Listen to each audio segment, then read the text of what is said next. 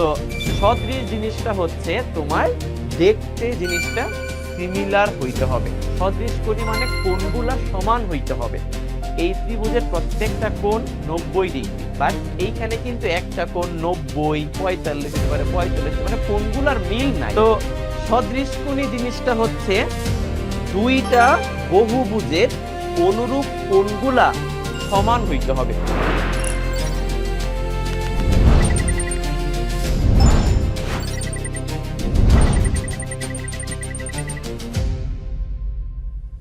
তো প্রথমে আমরা আসি, সবাইকে ওয়ালাইকুম আসসালাম। চলো শুরু করি, অনেকক্ষণ হয়ে গেছে, শুরু করি। তো আমরা শুরু করবো হচ্ছে সদৃশ্যতা বা সিমিলারিটি নিয়ে, ঠিক আছে? তোমাকে আমি প্রথমে একটা প্রশ্ন করি, আমাকে বলো যে এই যে একটা শেপ আমি আঁকলাম এবং এখানে ধরো আরেকটা শেপ আমি আঁকলাম, ঠিক আছে?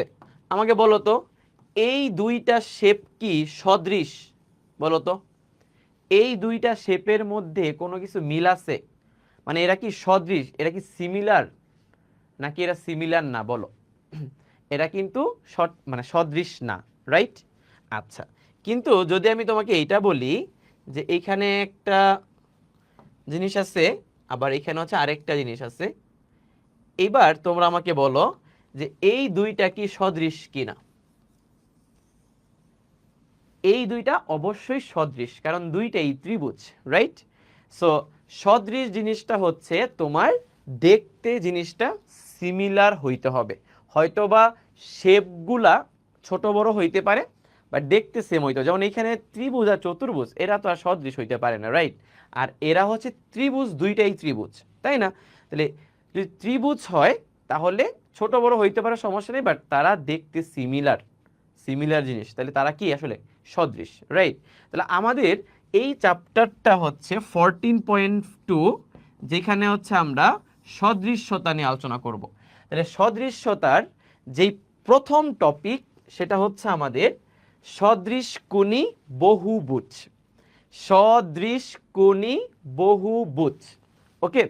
সদৃশ কোণী বহুভুজ মানে কি, তার আগে তোমাকে বুঝতে হবে সদৃশ তার সাথে যে কোণী লেখাটা আছে এইটা আসলে কি।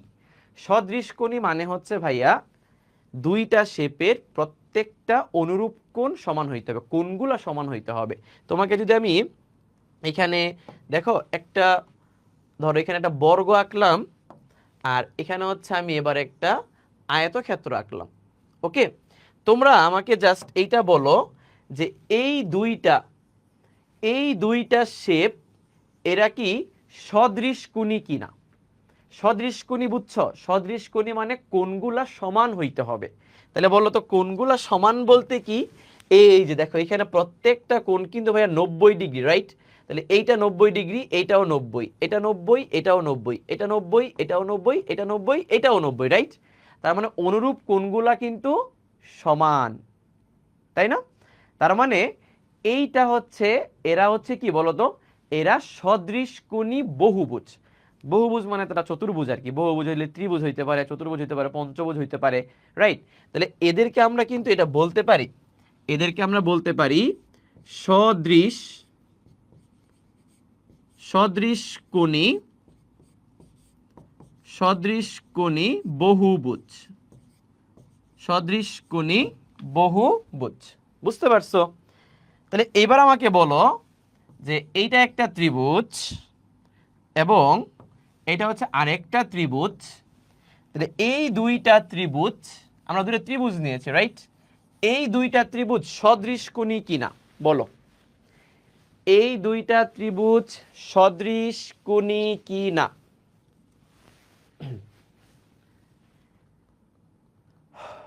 এই দুইটা ত্রিভুজ অ্যাকচুয়ালি সদৃশ কোণী না। কেন সদৃশ কোণী না বলো তো? কারণ দেখো এই ত্রিভুজটা একটা সমবাহু ত্রিভুজ। এই ত্রিভুজের প্রত্যেকটা কোণ 90 ডিগ্রি, বাট এইখানে কিন্তু একটা কোণ 90, একটা হয়তো বা 45 হতে পারে, 45 হতে, মানে কোণগুলার মিল নাই। কোণগুলা মিল থাকতে হবে, তাই না? তাহলে এই দুইটা ত্রিভুজ কিন্তু সদৃশ কোণী নয়,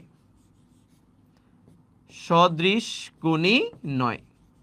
সবাই কি বুঝতে পারতেছো সদৃশ কোণ জিনিসটা আসলে কি? সদৃশ কোণ মানে কোণগুলা সমান হইতে হবে। এইবার তাকাও, ধরো এখানে একটা সমকোণী ত্রিভুজ, আবার এখানে ধরো আরেকটা সমকোণী ত্রিভুজ। ধরো দুইটা সমকোণী ত্রিভুজ আঁকছি, একটা ছোট বড় হইতে পারে, দুইটা সমকোণী ত্রিভুজ আঁকছি। এই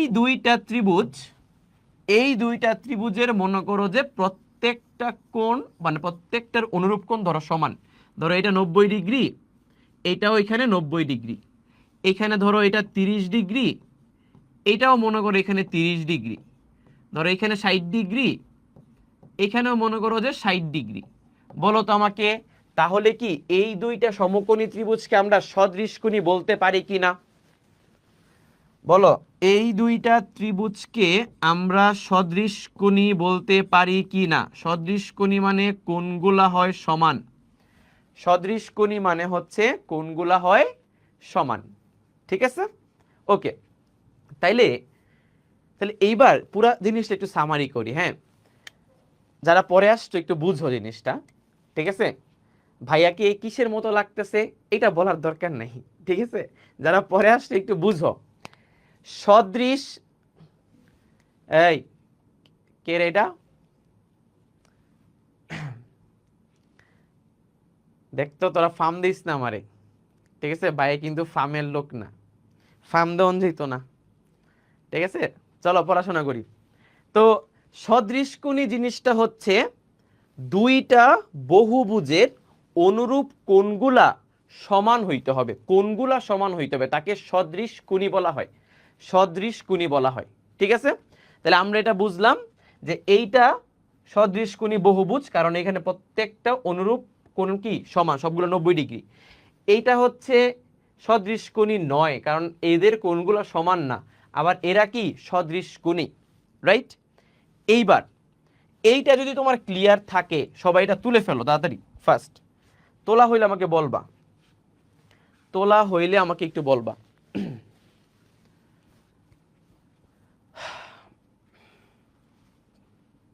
পরীক্ষায় কি সম্পাদ্য এবং উপপাদ্য কি একসাথে আসবে? পরীক্ষায় সম্পাদ্য উপপাদ্য একসাথে আসে না, তবে যদি আমাদের শিক্ষামন্ত্রী যদি একসাথে দিতে চায় আসতেও পারে। এমন হইতে পারে যেই চ্যাপ্টারের উপপাদ্য সহজ ওই চ্যাপ্টার থেকে উপপাদ্য আসলো, যেই চ্যাপ্টারে সম্পাদ্য কঠিন ওই চ্যাপ্টারে সম্পাদ্য আসলো, তাহলে তো ধরা খেয়ে যাবা। এই জন্য আমাদের দুইটাই পড়তে হবে। ঠিক আছে, ওকে।